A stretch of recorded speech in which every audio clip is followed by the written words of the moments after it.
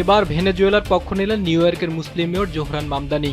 তিনি বলেন, ভেনেজুয়েলার সরকার পরিবর্তনের জন্য সামরিক অভিযান পরিচালনা ও প্রেসিডেন্ট নিকোলাস মাদুরোকে আটক করার মাধ্যমে মার্কিন বাহিনী যুক্তরাষ্ট্রের ফেডারেল ও আন্তর্জাতিক আইন লঙ্ঘন করেছে।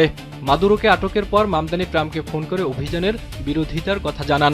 নিজের সামাজিক যোগাযোগ মাধ্যম এক্স পোস্টে মামদানি বলেন, শনিবার সকালে তাকে জানানো হয় ভেনেজুয়েলার প্রেসিডেন্ট নিকোলাস মাদুরো এবং তার স্ত্রীকে মার্কিন সেনাবাহিনী আটক করেছে এবং তাদেরকে নিউ ইয়র্কে নিয়ে আসা হচ্ছে, আর এখানেই তাদের ফেডারেল হেফাজতে রাখা হবে। তিনি আরও বলেন, একতরফাভাবে কোনো সার্বভৌম জাতির উপর হামলা করা যুদ্ধের শামিল এবং যুক্তরাষ্ট্রের ফেডারেল ও আন্তর্জাতিক আইনের গুরুতর লঙ্ঘন। পারফেক্ট ব্লেন্ডের ফ্রেশ মশলা, ভালোবাসার স্বাদ অটুট থাক। সরকার পরিবর্তনের এই নির্লজ্জ প্রচেষ্টা শুধু বিদেশিদের উপরই প্রভাব ফেলবে না, বরং এর সরাসরি প্রভাব পড়বে নিউ ইয়র্কের বাসিন্দাদের উপর। কারণ লক্ষাধিক ভেনেজুয়েলান নিউ ইয়র্ক সিটিতে বসবাস করেন এবং তারা এই শহরকে নিজেদের বাড়ি মনে করেন।